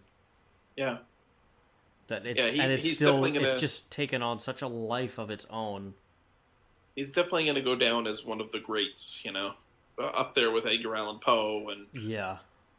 he's definitely on that level, and will be remembered, I think, for many years to come. Mm-hmm. Yeah, he was also influenced by another guy as well, Lord Dunsany, uh, Hmm. who he was an Anglo Irish writer, who did a lot on in who did a lot of fantasy works. I don't Hmm. really know his work a whole lot, um, but that was another big influence. Like those were his two, was Poe and Lord Dunsany. Yeah. Also the Satanic Church has like also it took some elements from Lovecraftian from some Lovecraftian items. I haven't watched the show Lovecraft Country. That's like a new HBO show. Oh yeah, I don't have I've heard of it. I I haven't don't have watched it. HBO Max, but like I have been curious to check it out. Oh, that's what it is. The Satanic Rituals.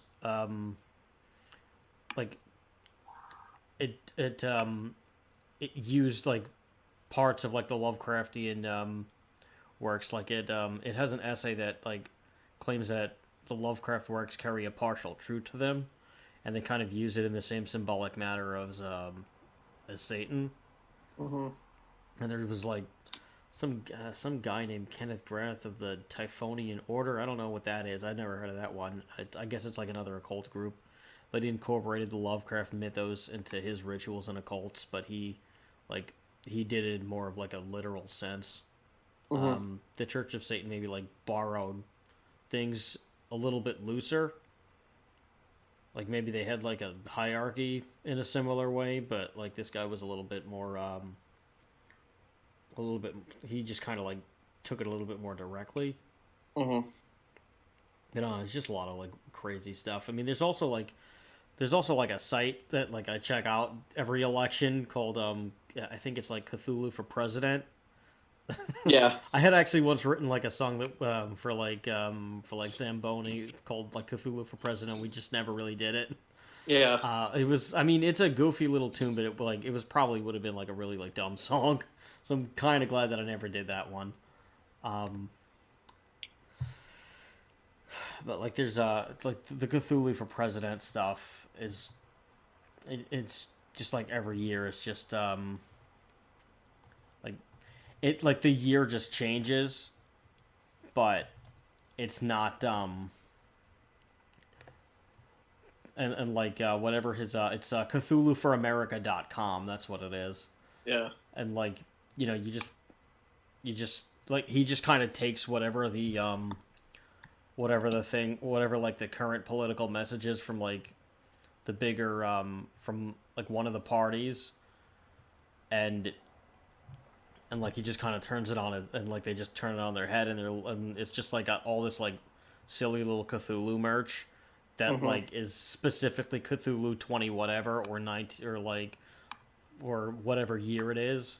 Like his logo is similar to the Obama shell, but instead of like the shell for the O, it's just like the tentacles over the C. It's like green and like I remember he had like a shirt a while ago that just said "No life matters." Oh, here it is. It's Cthulhu No Lives Matter. Or there's like Cthulhu 2020 Big Apocalyptic Change or something like that. There's another one. Why vote? Like his main campaign is why vote for the lesser evil.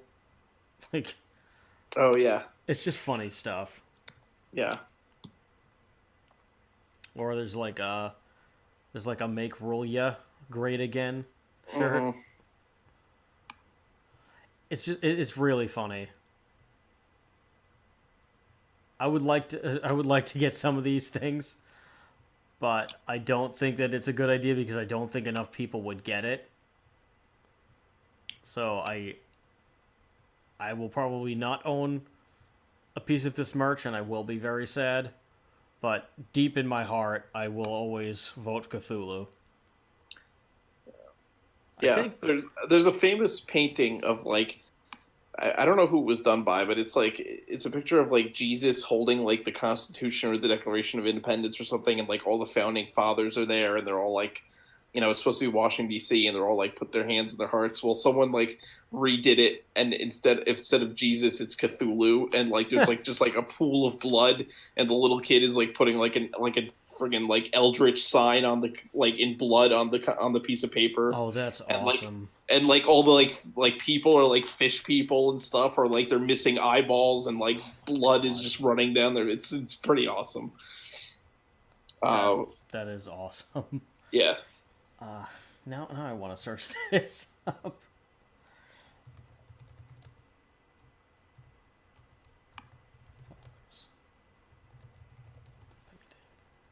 Yeah, Oh it's God, I see exactly yeah, what you're talking about. That's yeah, amazing. yeah, No, the kid paints like he paints like the elder god symbol or something. yeah, Oh my God, yeah, all the presidents like don't have their like they have their eyes and their tongues cut out. Like yeah. Lincoln's holding onto his intestines. This is crazy And stuff. there's like all these like The fish city, people in the background and stuff. yeah, and like the city, like Washington D.C. is just burning. Yeah. Oh my God, that's awesome. Maybe that'll be the Cthulhu tattoo. Like I'll just get it as like a big back piece.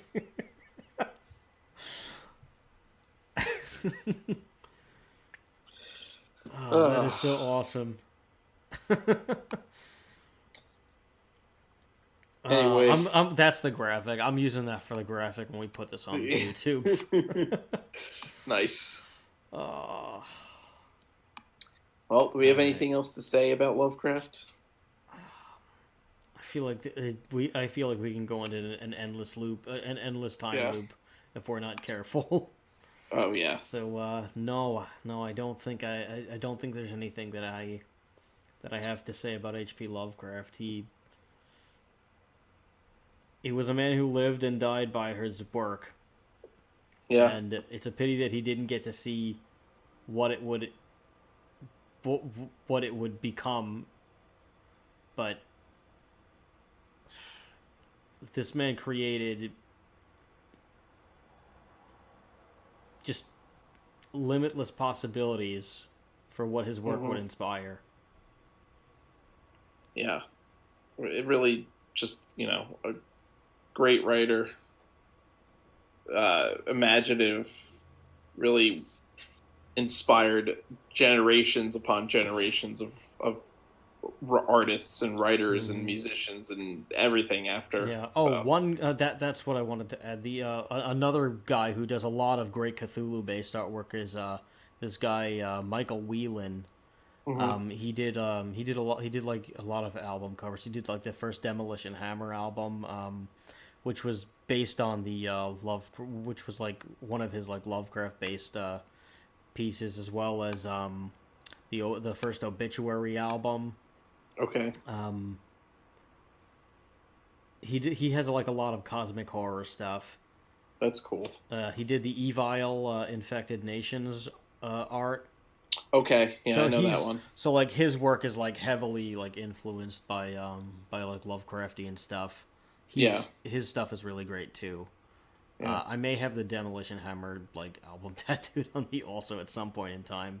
I had like a thing that like I showed I showed our buddy Ben an Incinerator one time where like we had been talking about getting like bro tattoos, and like I just found one that like combined the New York and Texas thrash metal that I like just kind of combined. Like I combined the first Rigor Mortis album cover with the first Demolition Hammer album cover, and Nice. like I was like, all right, this is what we should get, and he was like, yeah, let's do it, and it has not yet happened, but it might happen someday. Yeah. But yeah, the guy's legacy speaks for himself, and even though there are a few like, asterisks that you do have to attach to his name based on his beliefs on the time, it was the guy's work was just far ahead of his time, and now that everyone can appreciate it, I hope that in some, if there are ghosts, or if there is that spiritual world where like, where the remnants of the past actually can see what's going on in the present without interacting with them, I hope that he's able to see what I hope that his essence is able to like see that his success actually has been fully realized. Yeah. Well, I think the fact that, he's, his name lives on today, even, like, just, is just, that is kind of like, he lives on, that the fact that his work lives on is like, he's kind of lives on in a way. So. Mm-hmm. Alrighty. Well, thank you guys very, very much for sitting tight with us this is probably our longest episode. Oh, it's yeah, definitely we're almost 2 hours. This is nuts. We might as well go for the next 5 minutes and just round it out. But thank you guys so much. Let's do this so for the next 5 minutes. So Oh, no. very very Everyone's stopping listening right now. 12 hours later. So. That reminds me, I saw the SpongeBob musical over the weekend on Amazon Prime. It's like, oh my God. It's live action. It's actually really, really funny. And it's really great. Cursed. No. It's actually really good. Like the soundtrack was like done, like the songs were written by a bunch of different artists. Yeah. And it was really good, and like the stage design is like all very minimalistic, so it has like a community theater vibe going on. And like the costume design was pretty cool too, because it's all just like people. They didn't do like a big SpongeBob thing, so like you kind of forget that they're like fish and like aquatic and like at some points. Really? But, like, yeah, and like the costume design is also very minimalistic. Like Mr. Krabs is like a guy with red hair and boxing gloves. What the hell? It's really like, it really feels like a community theater project that's just happened to be on Broadway. It's really fun, and like Squidward has a show stealing number where he tap dances, and like the way that they did the Squidward costume, they had like two pants like sewn together basically, and they like made like leg extensions, and they sewed it into the back of the pants so that they looked like they were like bending, and they like attached like taps to like the shoes too, so like when he does the tap dancing, all four shoes tap. Well, that's pretty cool. It actually, and he's that's like, and when he's spinning, yeah, and he's like spinning around doing it, so it really looks like this incredible thing, but it was just such a simple design. I highly recommend that you put it on. If you have a minute, or if like little William can, just kind of get into something and be like jazzed about it, that like the whole, like, it's something the whole family can enjoy. Just like this podcast. We are Why Does This Exist? Thank you so much for checking everything out. Once again, if you want to listen to more of our show, you can check us. You can find us on Podbean, YouTube, Google Plus, Pandora, Spotify, Pandora now, finally. Yes, Pandora, finally. Amazon Music, Audible, TuneIn, Alexa, iHeartRadio, Player FM, Listen Notes, Stitcher, and Apple Podcasts. You can find us on all of those platforms. Please like, comment, and subscribe to our YouTube channel. Head over to our Patreon if you feel like giving us a few extra bucks so that you can pick your own topic, you can get some bonus content, and you could just kind of be a part of our community and help grow this show and grow this channel to be this immaculate, unstoppable machine that wreaks havoc wherever it goes, similar to Cthulhu. We would like you to be our cult, to bring us up, to resurrect us from the depths beyond and unleash our wrath on this unspeakable and undeserving world. Yes. You can Good. find us on Good. YouTube at Why Does This Exist? And please do not hesitate to send us an email about some weird thing that you found, whether it's a product, a book, a movie, a show, Video game, whatever it is. card game. If you found something weird, let us know either in our YouTube channel comments or by sending it over to whydoesthisexistshow@gmail.com. This has been a wonderful, wonderful time just talking about a prolific writer who has shaped God knows how many crevices of pop culture and inspired so many things. Yeah. Just, there is not enough that can be said about him, and there's not enough time in the day that I can go on about it. I was super excited to read his books, to read his works again. I loved reading it. I'm going to keep reading more of this stuff because reading is just great for the mind, the body, and the soul. And the pineal gland, if you want to get a little spiritual, as we said earlier. But If you want to see Cthulhu in real life. Oh, yeah. Just feel free to either drop some acid if you want to go the quick route or build up your chakra so you can handle this stuff. We finally hit the 2-hour mark. I've been Chris. And I've been Rob. And remember, everybody, question everything. Huh. See ya. All right, let's dress and drag and do the hula. Do the monkey with me, everybody. Good night. Good night.